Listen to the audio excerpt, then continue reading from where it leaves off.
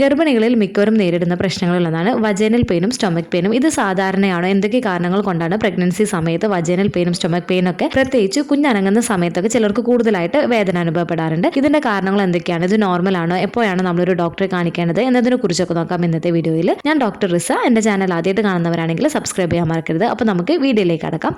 ആദ്യം തന്നെ നമുക്ക് എന്തൊക്കെ കാരണങ്ങൾ കൊണ്ടാണ് ഗർഭിണികൾക്ക് വജൈനൽ ഭാഗത്തുണ്ടാകുന്ന വേദന അനുഭവപ്പെടുന്നത്, പ്രത്യേകിച്ച് കുഞ്ഞനങ്ങുന്ന സമയത്തൊക്കെ വജൈനൽ ഭാഗത്ത് വേദന അനുഭവപ്പെടുന്നതിന്റെ കാരണം എന്താണെന്ന് നോക്കാം. ആദ്യത്തേത് പെൽവിക് പേശികളിൽ ഉണ്ടാവുന്ന സമ്മർദ്ദമാണ്. നിങ്ങളുടെ കുഞ്ഞ് വളരുമ്പോൾ അവരുടെ ചലനങ്ങൾ ചുറ്റുമുള്ള പെൽവിക് പേശികളും ടിഷ്യൂകളും സമ്മർദ്ദം ചെലുത്തുന്നുണ്ട്. ഈ മർദ്ദം ചിലപ്പോൾ അസ്വസ്ഥതയോ അല്ലെങ്കിൽ യോനി ഭാഗത്ത് നിങ്ങൾക്ക് കൂടുതൽ വേദനക്കോ അല്ലെങ്കിൽ സ്ട്രെച്ചിങ് പോലെയുള്ള ഒരു വേദനക്കൊക്കെ കാരണമാവുകയും ചെയ്യുന്നതാണ്. അടുത്തത്, നിങ്ങളുടെ കുഞ്ഞ് ജനനത്തിനായി തയ്യാറെടുക്കുന്ന സമയത്ത് നിങ്ങളുടെ കുഞ്ഞിന്റെ ഹെഡ് പെൽവിസിലേക്ക് ഏർപ്പെടുകയാണ് എന്നുണ്ടെങ്കിൽ ഇത് പെൽവിസിന്റെ ഏരിയയിലേക്ക് പ്രഷർ അനുഭവപ്പെടുന്നതിന് കാരണമാവുകയും ഇതുമൂലം ഉണ്ടാവുന്ന അസ്വസ്ഥതയും നിങ്ങൾക്ക് അനുഭവപ്പെടാം. ഇങ്ങനെ ഉണ്ടാവുന്ന സമയത്ത് നിങ്ങളുടെ കുഞ്ഞിന്റെ ചലനങ്ങൾ നിങ്ങൾക്ക് കൂടുതൽ അസ്വസ്ഥത ഉണ്ടാക്കുന്നതിന് കാരണമാവുകയും ചെയ്യുന്നതാണ്. അടുത്തത്, വർദ്ധിച്ച രക്തയോട്ടമാണ്. ഗർഭധാരണം പെൽവിക് ഏരിയയിലേക്കുള്ള രക്തയോട്ടം വർദ്ധിക്കുന്നതാണ്. ഇത് പൂർണ്ണതയോടുകൂടെയോ അല്ലെങ്കിൽ ഒരു വേദന ഉണ്ടാക്കുന്ന രീതിയിൽ നിങ്ങൾക്ക് വേദന അനുഭവപ്പെടുന്നതിന് കാരണമാവുന്നതാണ്. ഈ ഒരു സമയത്ത് നിങ്ങളുടെ കുഞ്ഞിന്റെ ചലനങ്ങളും ഈ ഒരു വജൈനൽ ഭാഗത്ത് വേദന ഉണ്ടാക്കുന്നതിന് കാരണമാവുകയും ചെയ്യുന്നതാണ്.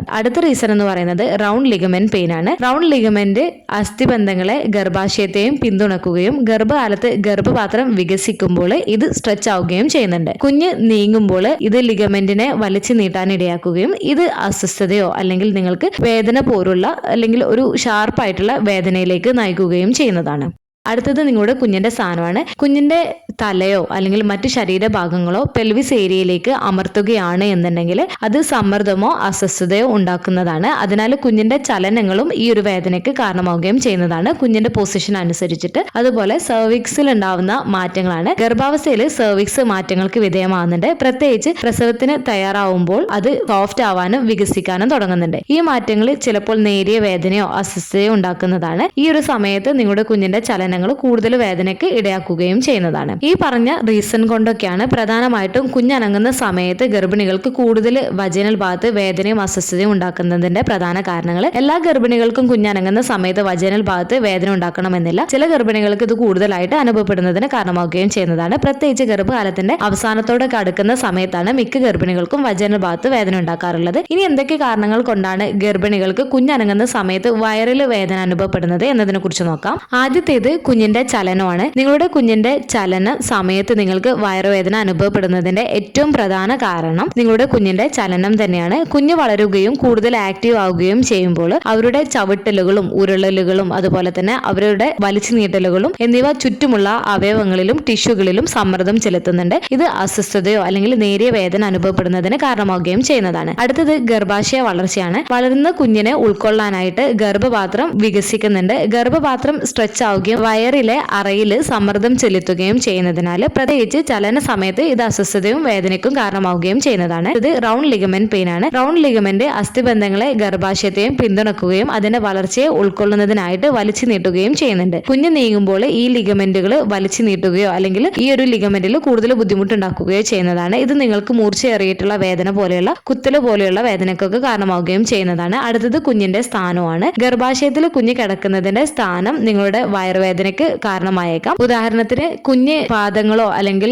കൈമുട്ടുകളോ വയറിലെ ഭിത്തിയിൽ അമർത്തുകയാണ് എന്നുണ്ടെങ്കിൽ അത് നിങ്ങൾക്ക് കൂടുതൽ വേദന ഉണ്ടാക്കുന്നതിന് കാരണമായേക്കാം. അടുത്തത് ബ്രെക്സ്തനിക്സ് കൺട്രാക്ഷൻ ആണ്. ബ്രെക്സ്തനിക്സ് കൺട്രാക്ഷൻ പലപ്പോഴും വേദനയില്ലാത്തതാണ്, പക്ഷെ ചിലപ്പോൾ അടിവയറ്റിൽ ഒരു മുറുക്കമോ അല്ലെങ്കിൽ അസ്വസ്ഥതയോ ഉണ്ടാക്കുന്നതാണ് കുഞ്ഞനങ്ങുന്ന സമയത്ത്. ഗർഭകാലത്തിന്റെ അവസാനത്തോട് അടുക്കുന്ന സമയത്ത് ഈ സങ്കോചങ്ങൾ കൂടുതൽ നിങ്ങളുടെ ശ്രദ്ധയിൽപ്പെട്ടേക്കാം. അടുത്തത് ദഹന മാറ്റങ്ങളാണ്. ഗർഭാവസ്ഥയിലെ ഹോർമോണുകൾ ദഹനത്തെ ബാധിക്കുന്നുണ്ട്. ഇത് ഗ്യാസ്, വയറിളക്കം, ദഹനക്കേട് തുടങ്ങിയ പ്രശ്നങ്ങളിലേക്ക് നയിക്കുകയും ഈ ദഹന മാറ്റങ്ങൾ വയറിലെ അസ്വസ്ഥതയ്ക്ക് കാരണമാവുകയും പ്രത്യേകിച്ച് കുഞ്ഞിന്റെ ചലനത്തിനിടയിലോ അല്ലെങ്കിൽ ശേഷമോ നിങ്ങൾക്ക് വേദന അനുഭവപ്പെടുന്നതിന് കാരണമായേക്കാം. ചില കേസുകളിൽ നിങ്ങൾക്ക് കോൺസ്റ്റിപ്പേഷൻ ഒക്കെ ഉണ്ട് എന്നുണ്ടെങ്കിൽ ഈ അസ്വസ്ഥതയൊക്കെ കൂടുതലായിട്ട് നിങ്ങൾക്ക് അനുഭവപ്പെടുന്നതിന് കാരണമായേക്കാം. പറഞ്ഞ കാരണങ്ങളൊക്കെയാണ് പ്രധാനമായിട്ടും നിങ്ങളുടെ കുഞ്ഞനങ്ങുന്ന സമയത്ത് നിങ്ങൾക്ക് വയറിൽ വേദന അനുഭവപ്പെടുന്നതിന്റെ കാരണങ്ങൾ. ഗർഭാവസ്ഥയിൽ കുഞ്ഞനങ്ങുന്ന സമയത്ത് നിങ്ങൾക്ക് വയറിൽ വേദന ഉണ്ടാക്കുന്നതും അതുപോലെ തന്നെ വജൈനൽ ഭാഗത്ത് വേദന ഉണ്ടാക്കുന്നതും നോർമൽ ആയിട്ടുള്ള ഒരു കാര്യമാണ്. അതിൽ നിങ്ങൾ ടെൻഷൻ ആവേണ്ടതില്ല. ചിലർക്ക് കുറച്ച് അസ്വസ്ഥത കൂടുതലായിരിക്കും ഈ ഒരു സമയത്ത്. എന്നാൽ ഗർഭാവസ്ഥയിൽ നിങ്ങൾ ഡോക്ടറെ കാണിക്കേണ്ട സിറ്റുവേഷന് വജൈനൽ ഭാഗത്തുണ്ടാകുന്ന വേദനയും വയറുവേദനയും ഉണ്ടാകുമ്പോൾ ശ്രദ്ധിക്കേണ്ട കാര്യങ്ങൾ,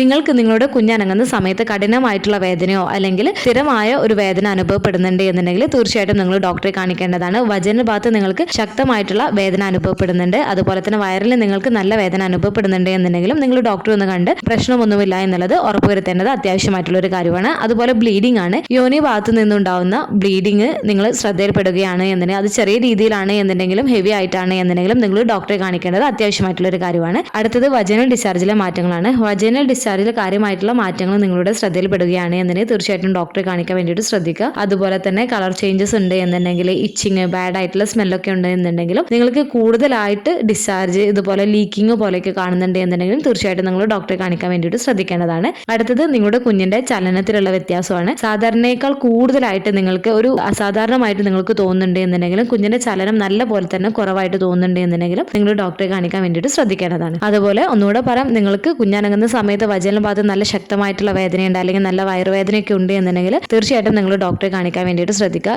ഗർഭകാലത്ത് നിങ്ങൾക്കുണ്ടാവുന്ന എന്തെങ്കിലും തരത്തിലുള്ള അസ്വസ്ഥതയോ അല്ലെങ്കിൽ എന്തെങ്കിലും കുറിച്ച് നിങ്ങൾക്ക് ടെൻഷനൊക്കെ ഉണ്ട് എന്നുണ്ടെങ്കിൽ നിങ്ങൾ എപ്പോഴും നിങ്ങളുടെ ഡോക്ടറോട് നിങ്ങൾ അതിനെക്കുറിച്ച് സംസാരിക്കാൻ വേണ്ടിയിട്ട് നിങ്ങൾ ശ്രദ്ധിക്കേണ്ടതാണ്. നിങ്ങൾ ചെക്കപ്പിനൊക്കെ പോകുന്ന സമയത്ത് നിങ്ങൾക്ക് എന്തെങ്കിലും ഡൗട്ടുകളും കാര്യങ്ങളൊക്കെ ഉണ്ട് എന്നുണ്ടെങ്കിൽ ഡോക്ടേഴ്സിനോട് നേരിട്ട് തന്നെ ചോദിച്ചു കഴിഞ്ഞാൽ ഒരുപാട് അത് ആശ്വാസം നൽകുകയും ചെയ്യുന്നതാണ് നിങ്ങൾക്ക്. ഗർഭകാലത്ത് കുഞ്ഞനങ്ങുമ്പോൾ ഉണ്ടാവുന്ന വജൈനൽ പെയിനും വയറുവേദനയും എന്തൊക്കെ കാരണങ്ങൾ കൊണ്ടാണ്, എപ്പോഴാണ് നമ്മളൊരു ഡോക്ടറെ കാണിക്കേണ്ടത് എന്നതിനെ കുറിച്ച് നിങ്ങൾക്ക് മനസ്സിലായിട്ടുണ്ടാവുമെന്ന് വിചാരിക്കുന്നു. ഈ ഒരു വീഡിയോ നിങ്ങൾക്ക് യൂസ്ഫുൾ ആയിട്ട് തോന്നിയിട്ടുണ്ടെങ്കിൽ മറ്റുള്ളവർക്കും കൂടെ ഷെയർ ചെയ്ത് കൊടുക്കുക. എന്തെങ്കിലും ഡൗട്ടുകൾ ഉണ്ടെങ്കിൽ കമന്റ് ആയിട്ട് ചോദിക്കാവുന്നതാണ്. അടുത്തൊരു വീഡിയോയിൽ കാണുന്നത് വരെ ബൈ.